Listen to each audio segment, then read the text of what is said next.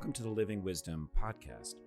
Today's episode of the podcast is about the Black Mirror episode Playtest, and I'm going to be having a discussion with a guest in a few moments, but as is my custom on this podcast, I'd like to, before having the discussion, just briefly remind some of the listeners who listened to the monologues what the content of those was, and for those of you who haven't listened to those monologues, you just get a sense of it from a 5-minute summary that I'll give of them. One of the monologues brought together Nietzsche's Birth of Tragedy and Freud's On Dreams. Freud's On Dreams was a later essay that he wrote to summarize one of his magnum opera, The Interpretation of Dreams. But in that monologue, I argue that Freud's theory of dreams is Nietzsche's theory of tragedy applied to the mind. So let's just start first with Nietzsche's theory of tragedy. And again, a brief summary. The question of that book, I think, is why in the world do we enjoy tragedy? What are we getting out of that? Why do we go to the theater and pay money and give time to become sad, grief-stricken, devastated? What is the appeal in that for us? Nietzsche, in the book Birth of Tragedy, tells a historical story about how the institution of tragedy, the custom of tragedy, developed among the Greeks, and his primary analytical tool is a distinction between Apollo and Dionysus, these two Greek gods whom he appropriates to give this explanation. And rather than thinking in terms of deities, it's probably better to think in terms of tendencies or characteristics. So we talk more often of the Apollonian from Apollo and the Dionysian from Dionysus. And again, just summarizing briefly, Apollo represents order, whereas Dionysus, the Dionysian, represents disorder. But the Dionysian is primary in Nietzsche's worldview at this point. This is his first major book, published at any rate. And the Dionysian, for him, is a world force. It's not simply a feature of the human mind. It's a world force. And in the world, there is at work this Dionysian power, which originates conceptually for Nietzsche in Schopenhauer's notion of the will. And my guest is an expert on Schopenhauer and will no doubt talk about Schopenhauer and the will a little bit later on. But that's the primary of the two characteristics. The Dionysian is primary. And out of the Dionysian comes this Apollonian, the secondary feature, where order then comes out of disorder. And the order is always very fragile and is destroyed by the Dionysian power and reconstituted from moment to moment. Nietzsche thinks that the pleasure we get out of tragedy, a tragedy such as Sophocles Oedipus Rex, and in one of my monologues, I also talked in detail about that particular tragedy. The pleasure we get out of watching a tragedy or participating as an actor in one of those things or as a director is that we are brought into contact with the Dionysian, which is not a source of joy, unadulterated, running through meadows, smelling flowers, and unicorn sort of joy. It's the joy of the power of the world. When in contact with that primary source of power, we feel a kind of joy. It's an exaltation, but mixed into it is both pain and pleasure. Nietzsche thinks that's the reality of the world. And again, he's drawing that from the idea of the Schopenhauerian will. But because that power is so overwhelming, we can't come into contact with it directly without feeling utterly destroyed, especially because it is a principle of disorder in which there's no place even for a self. We come into contact with it as closely as possible through tragedy, because what we get in tragedy is an Apollonian screen, a beautiful appearance that's produced by the Dionysian, and in the case of Sophocles, is produced by Sophocles, so that we can see the character of Oedipus, for example, this heroic, brilliant individual standing forth from the crowd as tyrant of Thebes and being destroyed. We see the destruction. We see that he's being destroyed at the hands of fate, which is the Dionysian force, which compels him to sleep with his mother and to first kill his father. But that we are not ourselves experiencing that. We're seeing a presentation of that, and we're seeing it through the artistry of Sophocles with all of the meter and the songs and the costumes and so on, so that we're brought as close as we can survive into contact with the Dionysian, but seeing it through the Apollonian screen. The reason that I chose that reading in context of Black Mirror in this particular episode of Playtest is that we are watching a tragedy in that sense. We are watching an episode in which a character, Cooper, heroic, I suppose, in his own American way, is destroyed. And if you found it pleasurable, then the question is, why is it that you find it pleasurable, especially if you are grief-stricken by this episode? And like the other Black Mirror episodes, what is it that we're getting out of becoming sad? Why are we voluntarily going and watching these sad episodes? Nietzsche has an answer, namely, that's the reality of the world. And the consolation of that dark reality is that it's nonetheless joyful in this sense of powerful, and that the pleasure that we get is, yes, mixed with pain, but there is great pleasure in it. So I assigned that, or I talked about that as a way of thinking about Black Mirror episodes, in particular Playtest itself as a tragedy, and Cooper as a kind of tragic hero, something that I'd like to talk about with my guest. Also, that in that episode, Cooper is on a quest to find himself, which is why he travels the world. And that montage at the beginning of the various postcard photos that he's taken from around the world are part of his somewhat cliche effort to find himself. Even his date, Sonia, teases him about trying to find himself by traveling the world. Well, he does end up finding himself through this story. He finds at least what his greatest fear is, the fear of having his memories removed and having his self destroyed, just as his father's self was destroyed, as he poignantly recounts.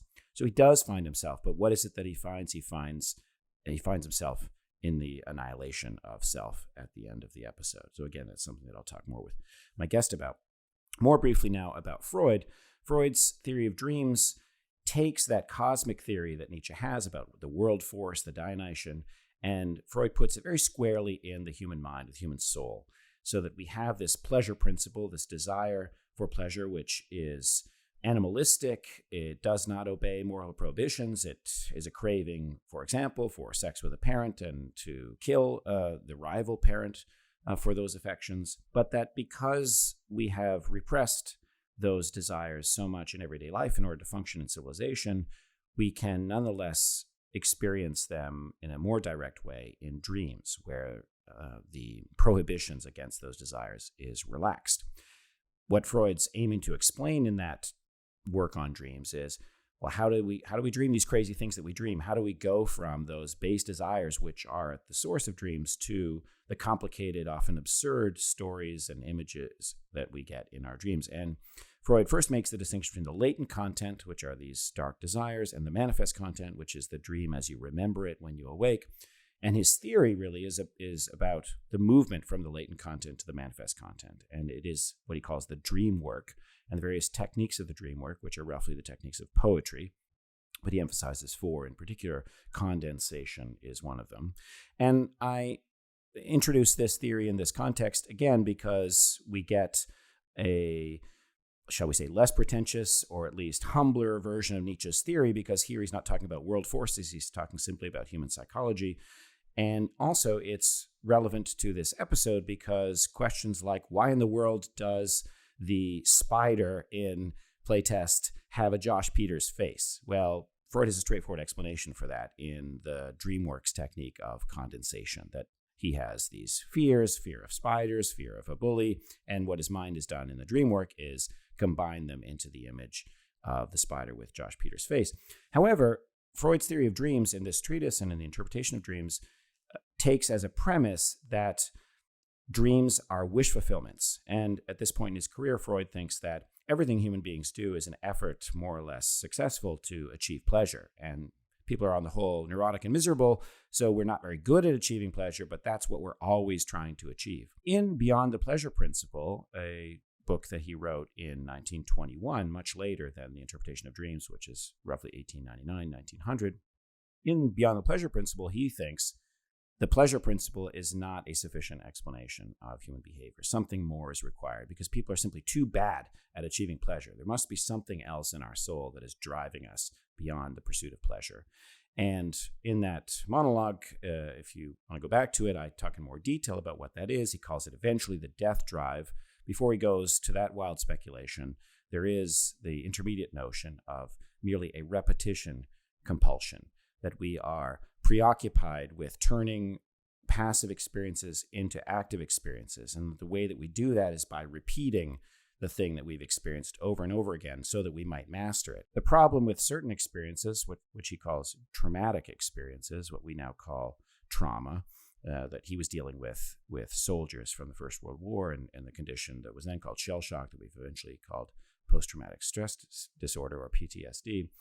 The problem with sufferers of trauma is that their psychic skin, as he calls it, has been breached, and the way in which the human mind or soul usually converts passive into active has been disrupted because the mechanism by which a healthy soul absorbs, digests those kinds of experiences has malfunctioned because the trauma is so overwhelming that the soul now is reverting to this repetition to master, but it's unable to do so because the stimulus has simply been overwhelming. So you're in the trench and the bomb explodes and your friend's head is blown off and the whole war is meaningless, and it's just so overwhelming you can't come to a meaning of this experience, and you'll end up with dreams in which you'll dream that horrible experience over and over again because your soul is trying to turn it into something meaningful, trying to turn it into something that you can control. And Freud thinks that there are going to be experiences for some people in some circumstances that are simply beyond our ability to control. And that, I think, has a clear contact with this episode where Cooper is given fears in this Harlech shadow mansion, some of which he can control and digest, like first the little spider crawling across the carpet, and even the spider Josh Peters mashup, explicable by Freud's theory of dreams. But then eventually the fear of losing his memories, to repeat the fate of his father, that becomes totally overwhelming to him, and he's destroyed in a way that I think Freud's able to explain in his theory about trauma. All right, so much for summary of the monologues. I'm eager now to introduce my guest and then to have what I'm sure will be a delightful discussion with him about this Black Mirror episode. So my guest tonight is Christopher Mountenay, who received his PhD in philosophy from Duquesne University. But, as he says, he realized that the life of an academic was too soul-crushing, even for a hardened Schopenhauerian. I mentioned his passion and expertise in Schopenhauer. So Chris has since gone on to work directly for the Black Gondolier and voraciously consumes weird fiction. Weird fiction, I am learning, is a genre. I'd heard of the genre of horror, and I can understand what weird fiction is, and Chris will perhaps, if we get into it, describe what it is that weird fiction is in particular that makes it slightly different from a horror, even though they overlap. But that's one of the many reasons that I've invited him onto the podcast for this particular episode, because I would think this is an example of weird fiction, if not tragedy as well, and his knowledge of Schopenhauer and Nietzsche, upon which he wrote his dissertation, will help our discussion. All right, so Chris, welcome to the podcast. Yeah, thanks for having me.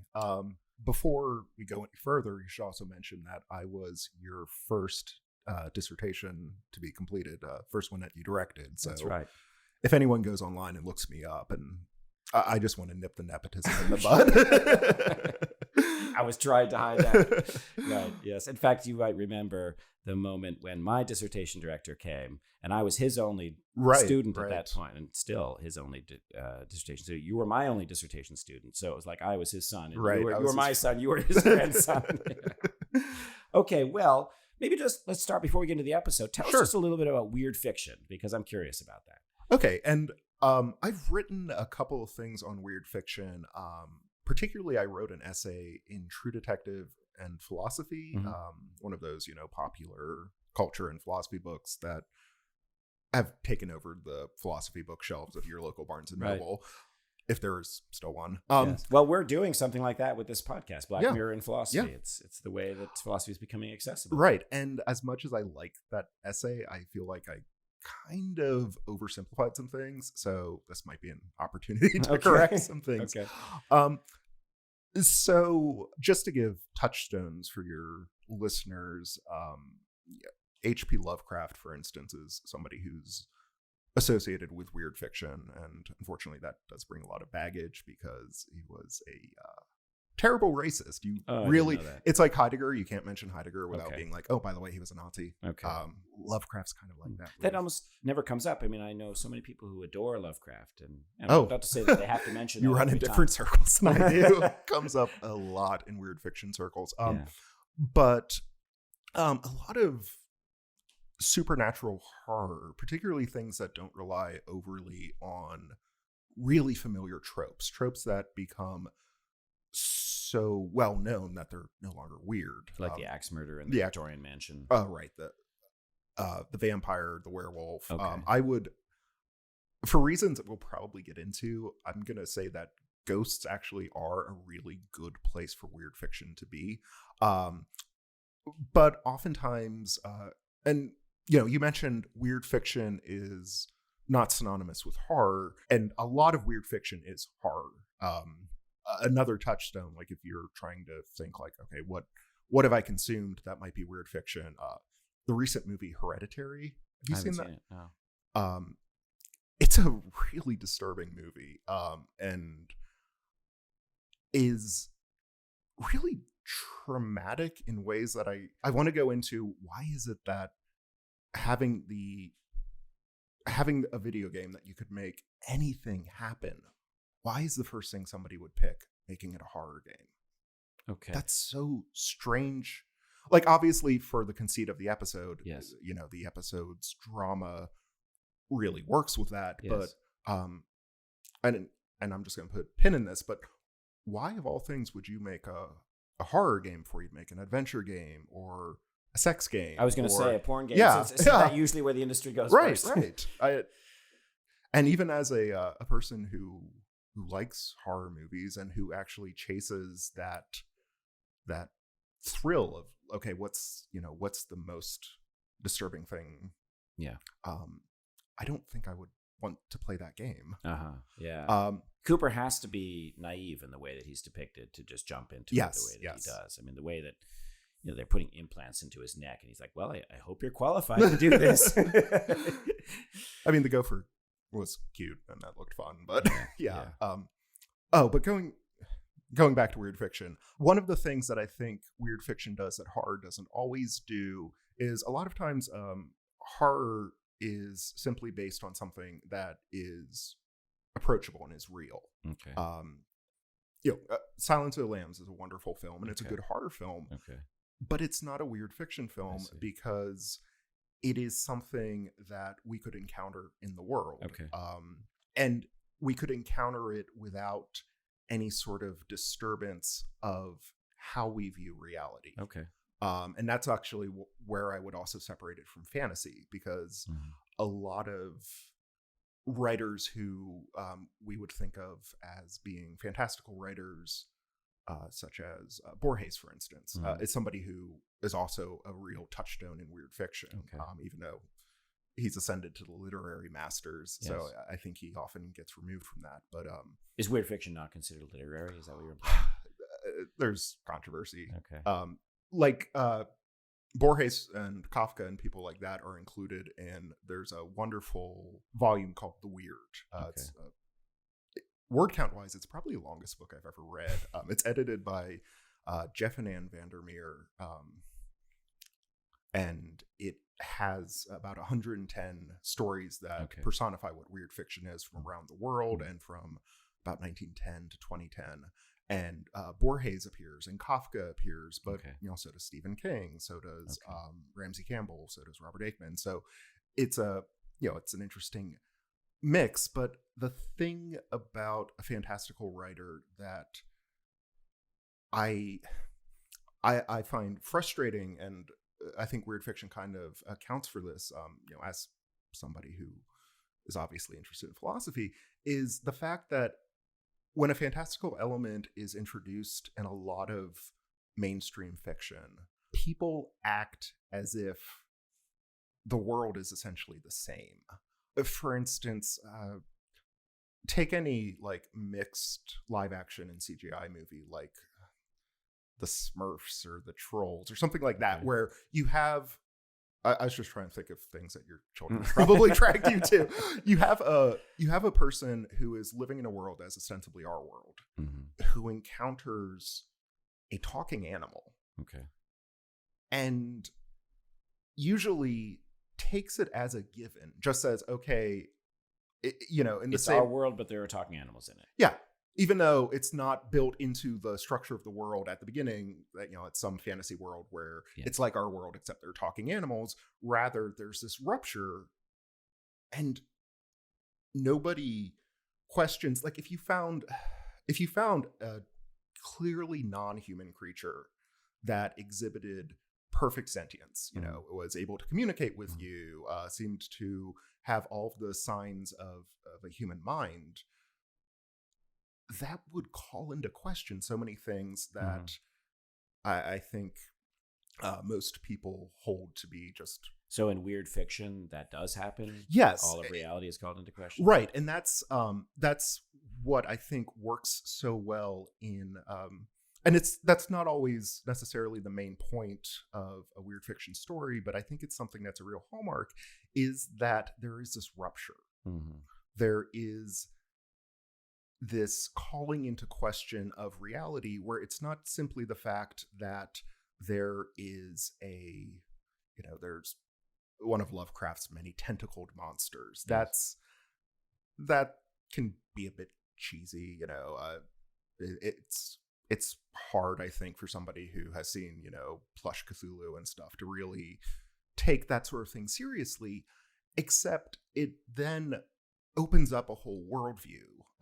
Like Lovecraft, even though he was an ardent materialist, presents us with this world where human beings are essentially the playthings of things outside this world and things that are not benevolent. So it's like the Greek gods, for example. Right. I mean, the Greek gods are sort of, if you're looking at many of those stories from the point of view of a mortal, those are horror stories. Well, I wanted to use this opportunity to tie it to Greek tragedy, since I just gave that brief summary of Nietzsche's view of tragedy, and ask you, and I'll let you finish that thought. I'm sorry, I'm interrupting in a moment, but while I have the question to mind, we have a distinction that you're drawing for us between horror and weird fiction. I wonder, where does tragedy fit? Is tragedy a very different genre, or are there overlaps between these three things? I mean, from a historical perspective, there is this huge gap between tragedy and weird fiction, which is something that generally between the 1890s and 1920s is kind of where things start getting categorized in that way, though you could look at some earlier things. Well, let's try and ignore the historical distinction and think about Playtest. So, I've been trying to appeal to philosophical writings in explaining these Black Mirror episodes. And so I went to Nietzsche, who's got a theory about tragedy, which is, of course, about Greek tragedy. But there are many ways in which, and I just alluded to them in that brief summary, Playtest fulfills some of the conditions of tragedy, as he describes it. So take Playtest. Do you think that it's a tragedy? Do you think it's better to think of it as weird fiction or horror or some other genre? I think it straddles all of those. As a weird fiction story does not necessarily have to be a tragedy, especially if we're looking at tragedy in a very specific way. I know there's a big difference between Greek tragedy and modern tragedy. I think it was Spengler who pointed out that it's usually an external thing in the Greek. The gods have fated Oedipus to do this. Right. Whereas there's as much fate involved in modern tragedy, but it's an internal thing. It's something that it's character flaw. The character brings.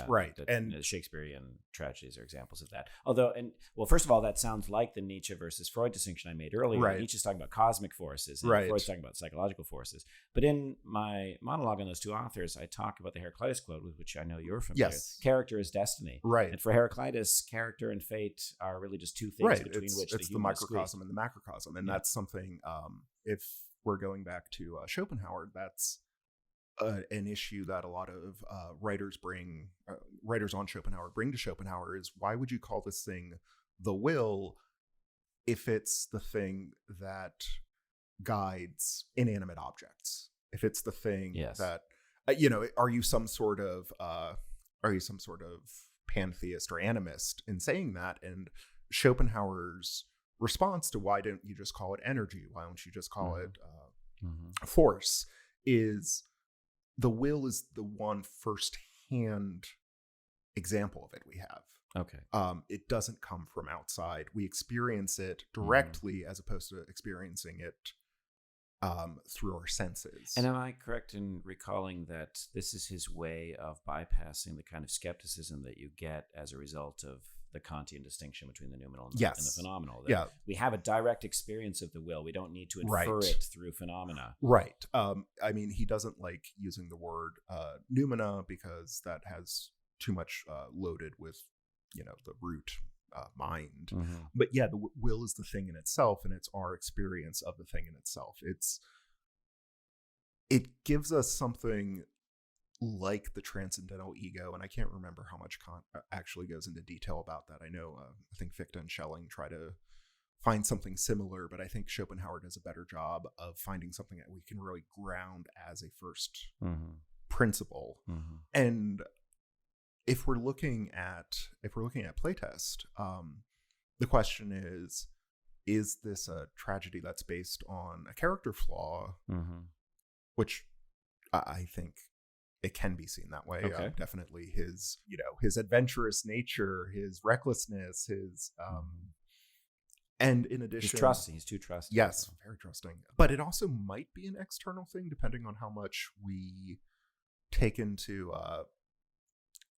I suppose the Sonya that visits him is completely false. We don't think that in the text of the story that she did set him up, or yes, that's probably his paranoia. Or, in fact, everything that happens from the moment the phone rings, right, which is before even the gopher. It's funny. Game. My mom just texted me. I saw the phone. Yeah, yeah. Everything that happens from that moment is in fact a fiction of his imagination, and it all happens in 0.4 seconds, as we learn at the end of the episode. Right. So we get layers of reality, of course, because he goes to the Saito Gemu facilities in that white room. That's still reality sub 1. That's sort of ground level reality.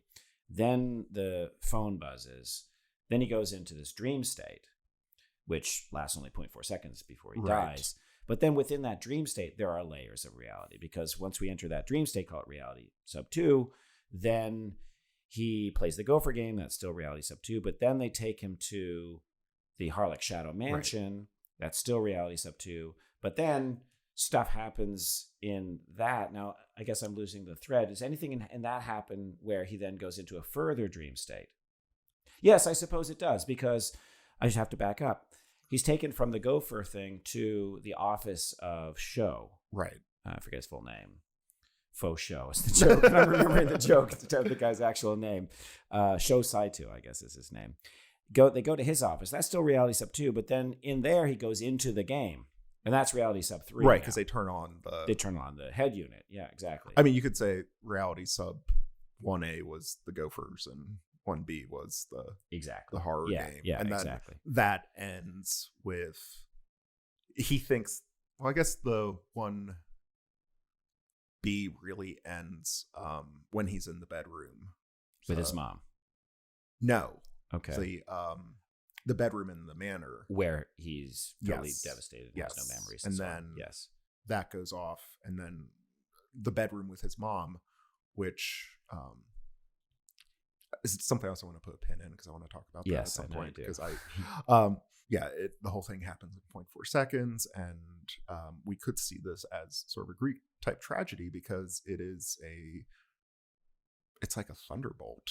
I mean, it's something from the heavens that just comes down and kills him. And and what is it? It's the wrath of his mother.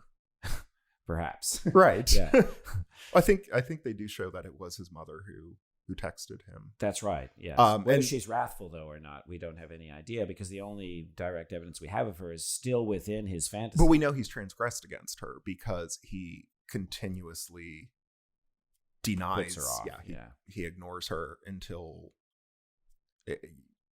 we have to imagine. I mean, we're shown him ignoring her, and in the most callous way, those text messages. I mean, I've watched it closely enough now that I don't have a phone that does this, but when you decline a call, that offers you some cliche messages. Oh yeah, like I'll be back later. Yeah, and the one he first chooses when he gets in the taxi is "I'm at work," which presumably she's just seen him leave. And I guess we're meant to imagine that during this many months journey, he's done that continuously. Yeah. Another possibility is that he's talked to her a few times. Right. He's not willing to talk to her every single time that she calls. Right. But the only thing I wanted to say there was that when we go back to Syracuse with him, and he's of course transformed by this experience. Yeah. We see the mother, and she has Alzheimer's now, which is the figment of his imagination, which we're later informed is the case, because the entire thing has been the figment of his imagination. It's kind of funny when they were saying, oh, this will be whatever your worst fear is. I was trying to imagine my own, and that actually was it. That your mother get Alzheimer's? No, that I get Alzheimer's. That I lose my mental faculties, but I'm still existent. It's an odd fear because, I mean, I don't know that I have any direct experience with Alzheimer's patients, so correct me if I'm wrong. I'm just imagining this the way it is, but it seems to me the kind of thing that once it's gone, you're not aware that it's gone. I think there's often frustration because Alzheimer's patients can actually, and again, this is second or third hand. Yeah. I am not that kind of doctor, but yeah, right. But Alzheimer's patients can often be violent, and I think that's because of the frustration of knowing that you should know something and not being able to, because he's not like he's not in a state when he has sort of this pseudo Alzheimer's where he is, oh, I'm back to this, innocent state like a nymph or something. Right. It's this state of, who am I? Yes. I should know. I should know. Yeah. I would think also that the early stages would be terrifying. Right. Because you'd be aware that you're losing it. Yeah. And you know where this goes. Yeah. And when he visited his mother, I started filling in my head the idea that the story that he made up about, the story he told Sonia about his father was a story he told himself to feel better about leaving his mother behind. So he invents the story about his father, saying, oh, well, I'm on this trip because I spent the last couple years taking care of my dad and it was so hard on me. But in actuality, he's just abandoned his mother. Who has Alzheimer's, or he just simply abandoned his mother? Who has Alzheimer's. Yeah. Somebody's got to be taking care of her if she's got Alzheimer's. So. Right. But who knows? It's different. It's different for it to be. And we'd have to have an explanation of why the father's dead, because it's featured quite prominently when he leaves the house right at the beginning. He walks down the stairs past a family portrait, and there's the loving father carrying him on his shoulders, which seems to confirm what we hear later, that he was my best friend. Right. But then that sort of dissolves. And that was something I found perhaps frustrating with the episode, was it ends him, and in a way I found it more horrific if it would have ended with his mind being destroyed but him being left alive. This is sort of a tangent, but one of my favorite movies of all time is Fritz Lang's Scarlett Street. It's a film noir he made in the mid-40s with Edward G. Robinson, Joan Bennett, and Dan Duria. It's in the public domain, so it should be sought out if you have a chance. But spoilers for a 70-year-old movie. At the end, the character who is responsible for the death of two of the other characters is left alive and doesn't go to prison, which was against the Hays Code. The Hays Code, for those of you who don't know, was a movie code that movies between 1934 and the 60s, it kind of faded away, had to follow. And one of the rules of the Hays Code was crime has to be punished. Oh my gosh. Which is why noirs are so fatalistic, because as soon as, Fred McMurray and Barbara Stanwyck decide, they should kill her husband, they've signed their death warrants. It's going to lead to a bad end in one way or another. And Lang ended this film with the protagonist hearing the voice of the woman who he killed, who would not love him, and her lover, who he framed for the murder and was sent to the electric chair, constantly. Like he's become homeless and just wanders around hearing their voices mocking him.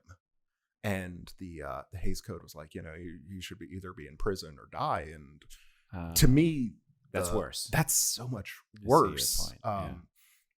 And no one will even believe that he committed the crime. Because it's not following the Hays Code.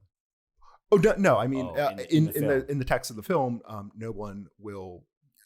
He basically frames the woman's boyfriend for the murder, and so it's a closed case, and this guy's just crazy. And in a way, I think that would have been a more effective ending if this is a tragedy. I almost feel like they let him off.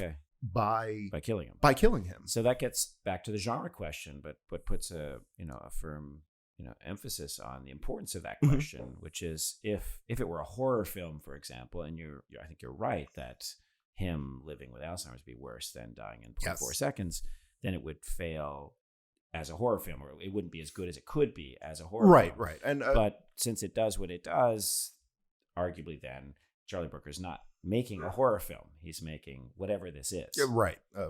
I don't know. It still left me feeling unsatisfied at the end that this was just how it ends. That it was not. I mean, it was all hallucination. It was all a dream. Is it cliche? It's a. I remember in a German cinema class in undergrad watching The Cabinet of Caligari, and it has that ending, and realizing this ending has always been in movies. Yeah. This is the. I'd hope that in Black Mirror there's more of a point to it, because the whole series, well, I don't want to say every single episode, but so many of them are playing with the notion of what's real and what's virtual. Right. And this one is particularly sophisticated, and we tried, and I think we did a good job, although we'd have to actually draw a diagram, I think, to convince ourselves that we were right on the particular points. It gives us nested realities, and that's why reality 1, reality 1A, 1B, 2, 3, and however deep we need to go. White Christmas is another episode that I don't think I've seen that does that. And again, to try and defend Charlie Brooker on this point, that if a theme of the entire series, and certainly an important element in these 2 episodes, is the question of, well, what's real and what's virtual, that an episode like this that has layers of reality calls into question whether anything is real. Right, but it also it wraps it up in a way that the augmented reality doesn't have sort of the bleed through that I think it had if it had ended with the earlier episode, where he has to deal with the consequences of facing his worst fear of becoming he's lucky enough that he doesn't end as a complete amnesiac. I was wondering if that was where it was going to go, and it definitely seemed that he was a different person when it comes out. Yes. Right. No, I think the best dramatic indication of that is the difference between him when he's flying to London, right, and he helps that girl who's terrified with the turbulence, and he turns it into a joyful experience in a game.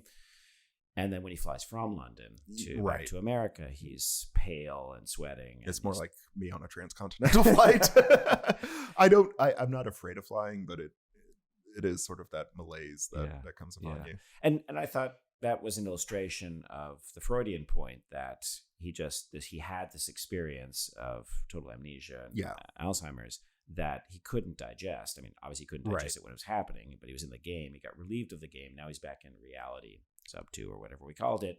And he's changed, as you say. Right. His defenses have been shattered, and it's too much to infer that he's going through a repetition compulsion, but he's clearly not got the vitality and the flexibility that he had on the way to London. One small detail before I forget, I just noticed it in watching the episode in preparation for this particular interview, that on the way to London, he's playing a horror game, or he's watching a horror movie, a spider crawling on a skyscraper, and he's playing a game in his lap. Right. Was that on his screen that the spider was, or was it on a neighboring screen?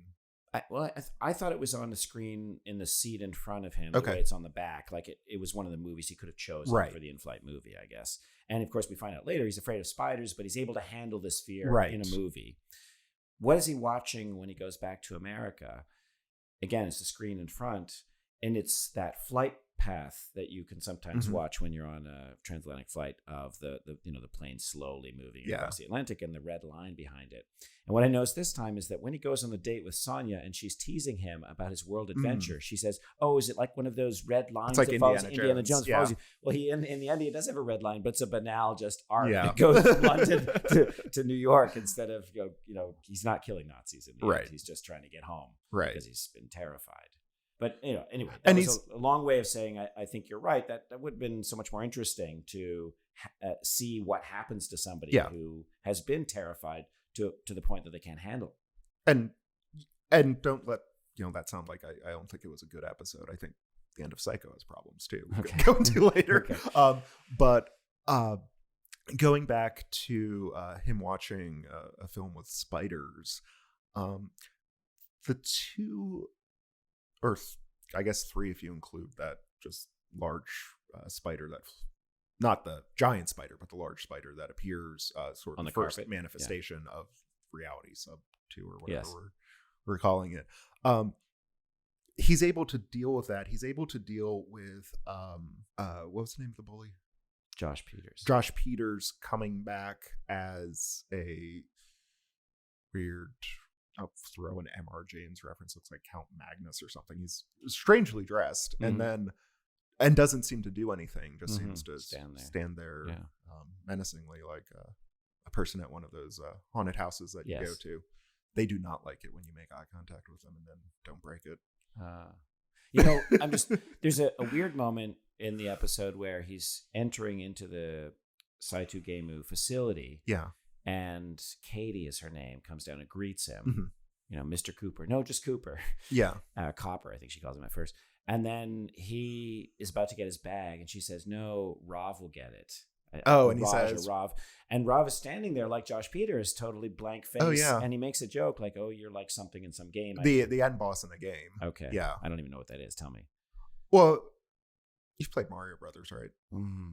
Maybe once at my cousin's house, like in the 80s. Like in a video game, typically there are stages, and at the end of the stage, through the stage, you have various minor monsters, things that you can easily defeat, though, they become more difficult. And usually the culmination at the end of a stage is the boss. I see. And progressively they get harder until there's the boss of the entire game. Okay. They're sort of if the other monsters in the game are enlisted men, they're sort of the officers. Okay. And they're the more difficult characters. So you can imagine if it was a film, like an action film, he'd have to fight a bunch of ninjas, and the more ninjas there are, the easier they are to fight. Yes. That's the inverse law of ninjas. But then there's that one guy who's quiet and staring at you. Yes. And that's the boss. He's got special weapons. Right. Yeah. There's something about him. Okay. And so I think that's, what he was saying is this guy is, menacing looking, and he would be the... Well, he turns out to be the end boss, if I'm not mistaken, because in that access point room, that bedroom, as you called it, he loses his mind, and then Shosaitu comes in, and they're acting like they're going to save him. But then Shosaitu says, put him with the others. And then some heavy men come in and grab him. And I think Rav or Raj or whatever his name is one of those heavy men who grabs him. Yeah. In the end, drags him into the closet until they wake him up. Right. And by the way, when they wake him up, I think they say something like, that was only 0.4 seconds. Yeah. This entire fantasy of going to the mansion is very brief, just like. Right. I mean, that's reality sub 2. Whatever level we're at was also 0.4 seconds. Right. In reality. But with sort of these escalating fears that he encounters in the manor, I want to point out, my wife said to me as we were watching this, why don't they give him something to do? He just sits in the manor. They don't give him like a little anything to do. They just have him, okay, here's an old house. Yeah. Bye.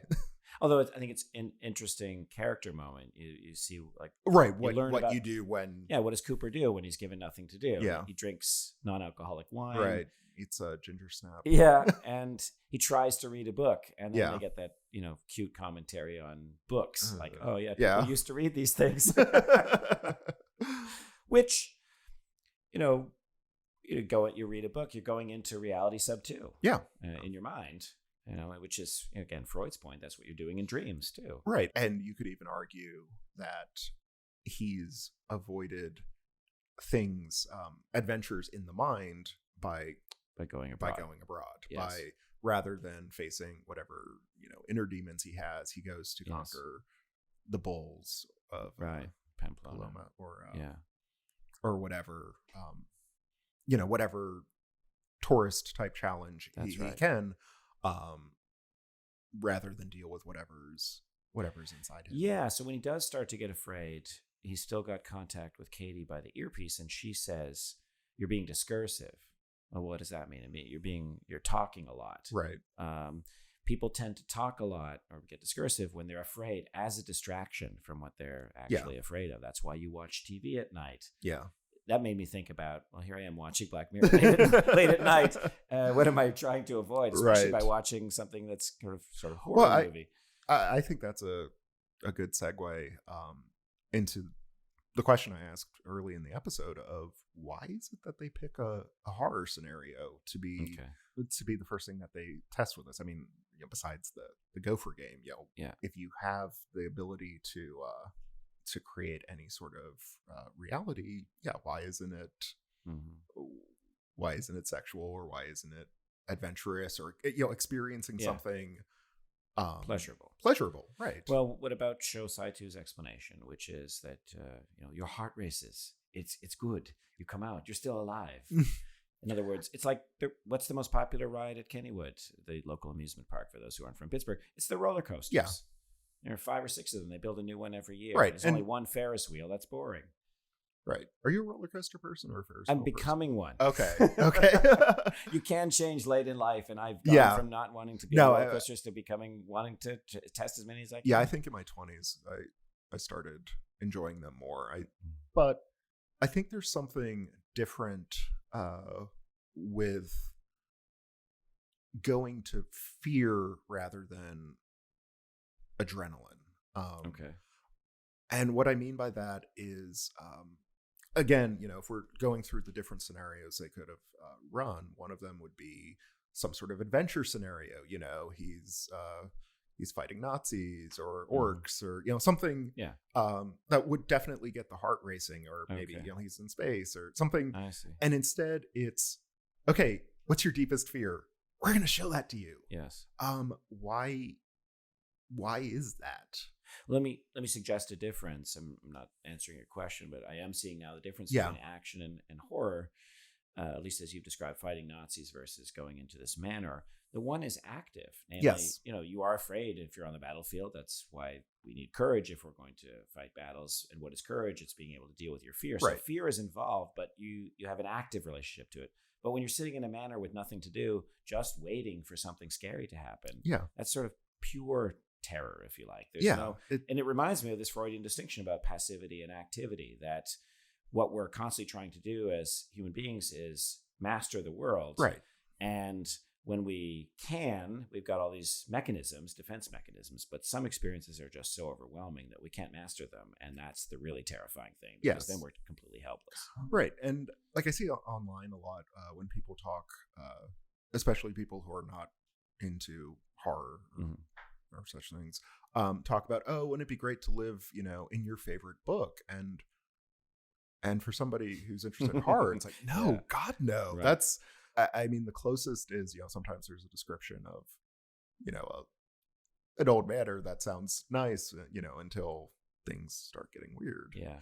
But why is it that, even though I wouldn't want to live that experience, I wouldn't want to be a Lovecraft protagonist? But, why would I read The Call of Cthulhu if that's a life that I don't want? Why am I reading about lives that are much worse than mine, and not just reading them in a way where I can feel relieved? Like, this isn't suffering porn where I just go and I'm so glad I'm not experiencing that. Right. Because, if the work has done its job, it's drawn you in some way. You're feeling either, empathy for the main character, or simply the atmosphere of what you're reading envelops you. And thinking about this and thinking about, okay, why do I like this so much? And why am I'm always, chasing a high, basically. And I think it has something to do with the notion of the sublime, particularly as Schopenhauer describes it. Where, for all of our benefits. Right. Schopenhauer didn't invent the sublime. I think Burke before him, and then Kant, both have their descriptions of what the sublime is. But I think Schopenhauer's, at least for me, is the most satisfactory. And that is, for Schopenhauer, it's something that is contained enough that you're not in actual danger. But at the same time is so great, be it magnitude or just the overwhelming nature of it, that it annihilates your will temporarily. Yes. Which for Schopenhauer is a good thing because the will is a source of pain. Yeah, right. And the purpose of art is to provide, as he says, a Sabbath for the will. It's not something that can save you from the will, but it can give you a break. And for him, the sublime, which he doesn't really bring into art, he talks more about beauty, which is a disinterested playing with concepts that drags you out of the will. But the sublime does it in a different way by overwhelming you, yes, and by annihilating you in a way. That sounds very similar to what I described as the Apollonian transfiguration of Dionysian. It's very much a Dionysian experience, and specifically, I think, with horror, with weird fiction, with whatever you want to call it, there's usually an Apollonian world that is torn back to show the Dionysian, that is to show, or in Schopenhauerian terms, to show the will, or like the inner workings of the world that are not what we expect them to be or hope them to be. Because we could imagine like a religious text that shows us that behind the world is not what we expect because it's something better. Right. There's a benevolent God or something like that. And for instance, for Lovecraft, usually what's being shown is the indifference of the universe, and it's not simply the indifferent universe as described by a physicist, where at least we can quantify it with laws. It's chaotic. It's chaotic, or it has rules that are absurd. Yeah, we are playthings for the gods, and this is very much what Nietzsche really highlights about Greek religion, that it's a way of dealing with the fact that we are the playthings of the gods, that we are the playthings of the fates. But when you're experiencing the sublime, because if you were to experience something really horrific, if a spider with a giant spider with the head of a childhood bully, and I actually kind of like spiders, but but for listeners, I have on the podcast today the world expert, if I'm not mistaken, on spiders and philosophy. Have you not written one of the only articles on spiders and philosophy? I forgot about that. Oh my God. Yeah, no, I wrote 2 in a semester. I wrote one on Nietzsche's use of spider imagery, which played highly in my dissertation. And I also wrote one about Baruch Spinoza's weird pastime of making spiders fight. He would capture spiders and put them in little arena, oh wow. And it's such a weird thing for somebody like Spinoza. And apparently he would laugh, and this was highly entertaining. That's even more weird than Boris Johnson making models of buses. A reference that I hope will be relevant when this is eventually released. Where were we? I kind of hope Boris Johnson isn't relevant when this is released. But, though I will say, and I don't want to get too political, but the one thing I have to say about Britain's far-right politicians is they're much more eloquent than ours. Boris Johnson, have you seen the video where he just starts reciting the Iliad? No. In Greek from memory? No. Yeah. Oh, interesting. Yeah. It doesn't make me like him anymore. No. But it's makes it more interesting. Yeah. Let me go back to your question. Oh, you wanted to finish the thought? Yeah, I just wanted to finish the thought of, if I were to encounter a spider with the head of Boris Johnson, right? Okay. If I were to encounter this horrible monster in real life, the will would take over. I would be trying to preserve my my body. You'd run. I'd run, or I would run. But there are probably some people who would try to fight it or something. But yeah, I would run. Seems rational given the nature of that particular spider. Right. I worry because I think you're faster than me, and you don't have to outrun the spider. I just have to outrun you. But when I have it in a controlled environment, that's when it can be sublime. Yeah. When the storm's about to kill you, because you're at sea, Yeah. it's dangerous. Mhm. But when you're on shore and you're secure, Yeah. but the nature of it overwhelms you and makes you think of your own insignificance. So the way that you raised this question, if I remember, about 10 minutes ago, which was you wonder about yourself. Why is it that you're drawn to these things, which in fact you wouldn't want to inhabit?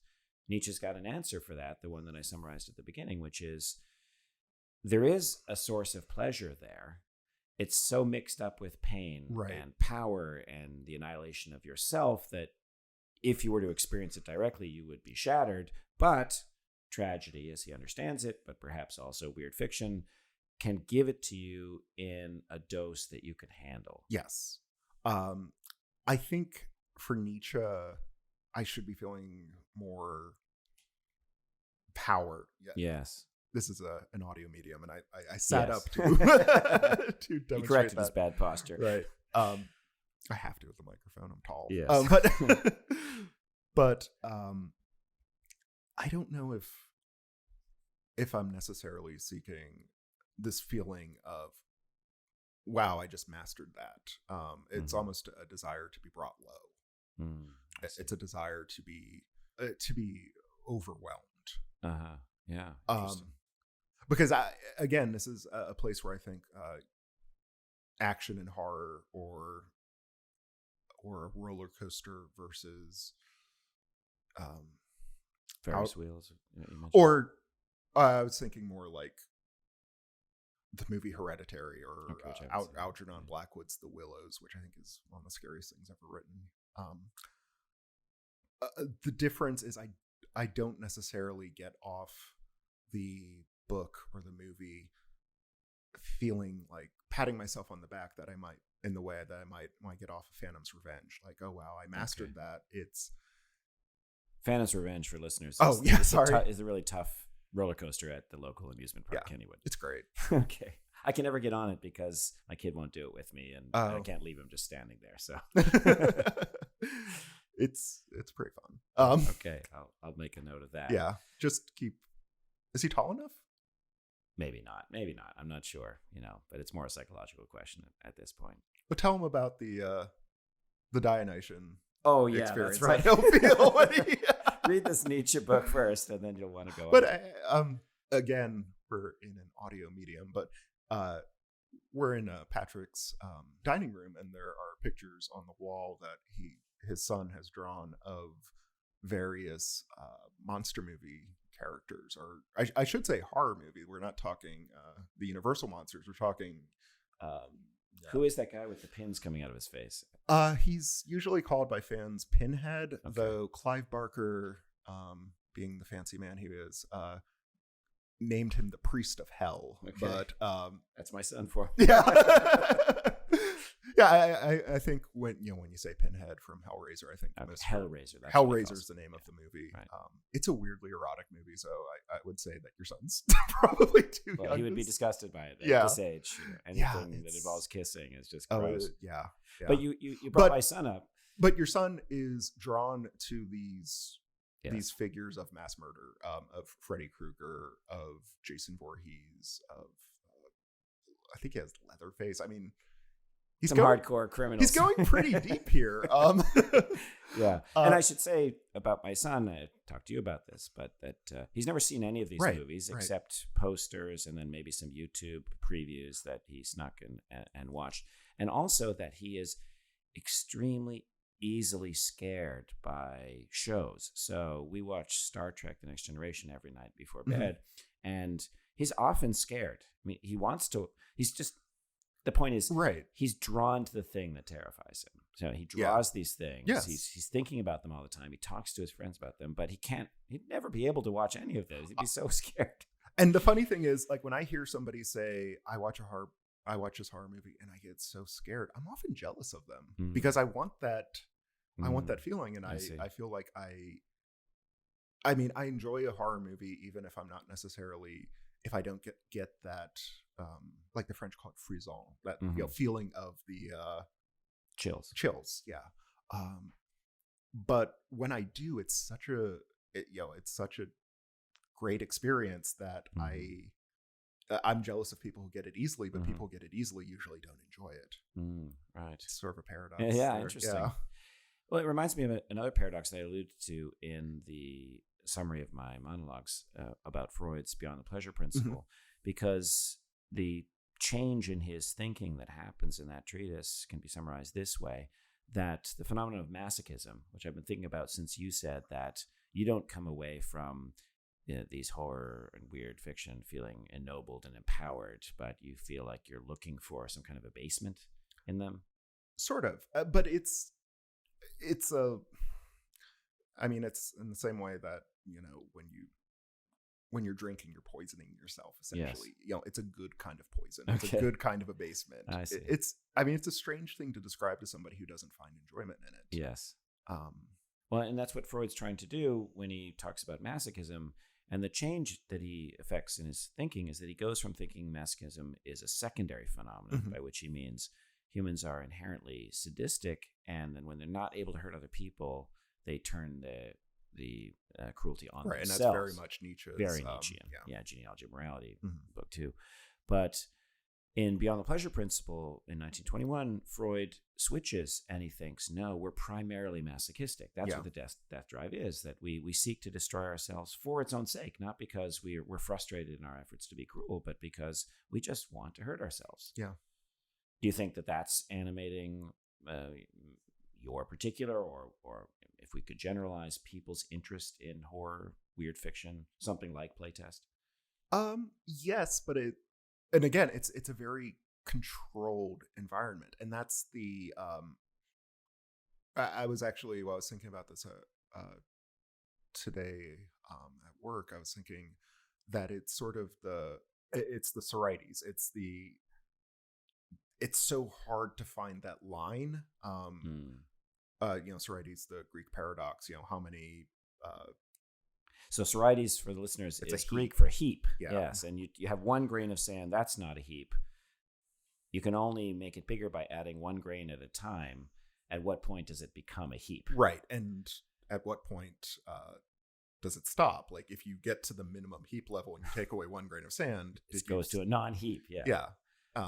And that's a problem, I think, in a lot of philosophical questions where you have these two extremes where you can say, okay, this is that. Definitely not a heap when it's one grain. Right. Definitely a heap when you've got a billion grains. But at what point exactly does it become a heap? And I think that that's sort of why something like the device in Playtest, when he was describing it, I was like, this wouldn't appeal to me because I feel like it would go straight to that place where it's not controlled anymore. I wouldn't want to face my worst fear. I'd want to face my worst fear that I can handle. I see. Although I'd want to push that limit. And again, that limit is something that can be pushed. What scared me when I was 7 or 8 or what have you is not what scares me 30 years later. But at the same time, if it goes too far, they even give him a safe word, but stop. Yeah, but it's not useful. Terrible safe word. Well, the alcohol analogy that you made is good. That you want to get drunk, but you don't want to be poisoned, like going to the emergency room. So you want to drink the amount that's going to make you silly, but not the part that makes. And isn't that the point of the of sort of the Dionysian festival? Is you have that ability to take part in the Dionysian without actually being destroyed, without actually being torn apart by the Maenads, without because if you were to encounter it in its raw form, it would destroy you. So you have to see it through a medium, in the same way that what's the name of Dionysus's mother? Dionysus Emily, where she Hera tricks her into asking to see Zeus in his glory. Just backing it up, Zeus sleeps with her every night, but in the dark, and he won't reveal what he actually looks like, and she wants to see what he looks like, and Hera tricks her, as you just mentioned, into convincing Zeus to reveal himself in his full glory. And what happens? She's incinerated. All that's left is her womb, because the fetal Dionysus was in it. So Zeus puts it into his thigh, and another child comes out of another part of its I body. thought there were ashes and he gets reconstituted. But in any case, I took your point to be that is a mythic anticipation of Nietzsche's birth of tragedy theory, which is that you want to be able to see your lover, but not in his full glory, because it will annihilate you. So the analogy here is you want to be able to see the world, but you don't want to see it as it fully is. You will be annihilated. You want to see it through a screen, and that's what tragedy gives, is the Apollonian, the beautiful screen. Because I was going back to, let's think about this fear that I have and that Cooper had of Alzheimer's. And I was thinking about how one of my favorite stories, and one of the things that has creeped me out the most in the past couple months as I was seeking it, is a story by a British, very traditional ghost story writer, but contemporary, named Reggie Oliver, who wrote a story called Flowers of the Sea. And he's a man in his late 60s, I think, and his wife was slightly older, and she died of early onset Alzheimer's. And while she was suffering from it, he wrote this story that is largely about that. It works the supernatural in with this very personal tragedy, and is that one of the reasons why that's joined the pantheon of like my favorite short stories? Is it because it is able to touch something that is so disturbing to me that I don't like to think about it while you like to think about it. Yeah. You don't like to think about it actually happening to you, but you want to investigate it happening to others. Yeah. Through the screen of beautiful writing. Yeah. Yeah. And I think and this is something I think really good weird fiction does that horror films often don't, except for certain films. Like I said, I keep plugging Hereditary, but also like Dario Argento's film Suspiria is another good example of this. I'm just going to list films that Patrick's never heard of. See if he notices if I make any up. Yeah, my own podcast. No. But is not just a feeling of disgust or of even fear, but a feeling of awe. And I think that when a horror writer is able to do that, or when a weird fiction writer is able to create a feeling of awe, a truly sublime feeling, that is sort of the pinnacle of the genre. And so I can understand a person saying, okay, I'm going to try to get that, but they end up going too far. They end up I know this is for a later episode, but you had talked about the fragile versus the anti-fragile and height. And this is a way in which we see the difference between something that is actually harmful, and something that's harmless, and there's something in between. There's something that it does a level of harm where it actually does you good. That it inoculates you. Yes. And do you think horror weird fiction is doing that for you? Your immune system, your emotional immune system? In a certain way. And part of it is that I think it's one of the best delivery systems for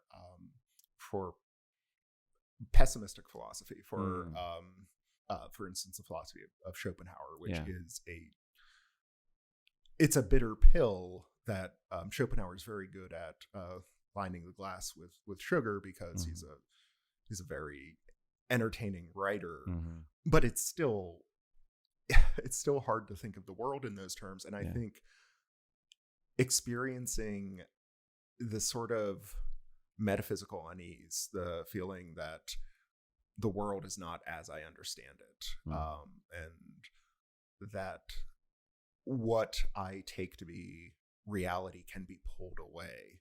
It's a very horrible experience to actually go through. Mm-hmm. It's interesting. A lot of horror stories and a lot of weird fiction take place when people are going through something awful. Like, I can't tell you how many, horror stories begin with, the death of a child or death of a spouse or divorce or something like that. Because I think when we're at those very low points, there is this feeling of dissolution. And the reality gets shattered. Right. Yeah. And so the idea that whatever is lurking beneath this reality can kind of come bubbling up at those low points, I think is of all the things that reminds me of, it's the main text for this entire podcast, which is Plato's Allegory of the Cave, which has the opposite meaning, if you like, to what you're describing. It's similar in the sense that those prisoners at the bottom of the cave are watching those images, thinking that they're real, and the philosopher comes down and liberates one of them in the story, has to confront the confusion of the liberated, because now what they took to be reality is exposed as an illusion. Yes.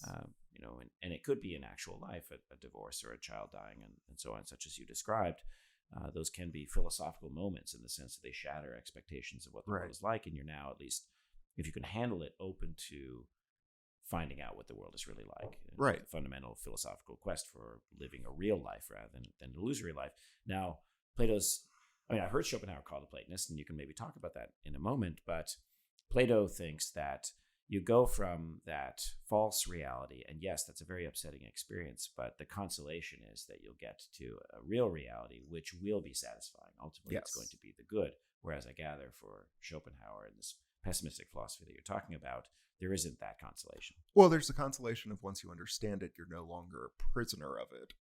Because I think a difference between Plato and Schopenhauer in that regard is the sun in the Allegory of the Cave does not actually touch the prisoners who are down below. Right. It's actually, its rays do not touch them at all. Mm-hmm. For Schopenhauer, rather than, when you leave the cave, you find a sun beaming down on the land, but not, it would be more finding, just gonna go full Lovecraftian here, finding a large tentacled thing and noticing that the tentacles go back into the cave, and they're the things that are putting up the illusions. Yeah, so the good is just playing with you. It's been playing with you all along. Yes. Oh. And that's it's interesting when I've talked to colleagues when I was still in academia about visualizing our interests. I know a lot of people look at it in terms of height, in terms of ascending to something, be it the sun or be it God at the top of everything. And most of my philosophical interests have been in depths, have been people who I think are interested in going deeper rather than going up. Yeah. Although I have to say that when I teach Plotinus, and someday I'd like to write on this as well, so many of the metaphors are about ascent. But because Plotinus uses Plato, it gives a more, if you like, psychological interpretation of Platonism. You can switch the metaphors very easily. Nothing is lost by talking about going down and finding the good at the bottom rather than going up and finding the good and at it's the top. Interesting. I mean, it's an interesting choice in language that a philosopher will use, because Heidegger, for instance, uses a lot of depth language, uses a lot of unearthing, abysses, things like that to talk about being. And I think that it's, rather than simply seeing it as sort of a conceit of language, I think there is something in how you view reality that comes out when you're discussing whether it is digging down or digging up, or climbing a ladder or descending a staircase. I mean, what's what are you envisioning when you talk about this? I mean, because Freud is going into the depths. Yeah. Right. Yeah. And that's what got me onto that reinterpretation, or changing the metaphors for Plotinus, that the language nowadays is going down. It seems to me that going up, except among religious people, right, is sort of considered, mystical, and you're departing from rationality. Like Freud's transmutation of Nietzsche. He takes that cosmic vision and says, no, it's all about the soul. Let's go into the soul, or let's go into the mind and find out. But you can read Plotinus that way. You can read Platonism as going down. The difference, it seems to me, is what do you find at the bottom?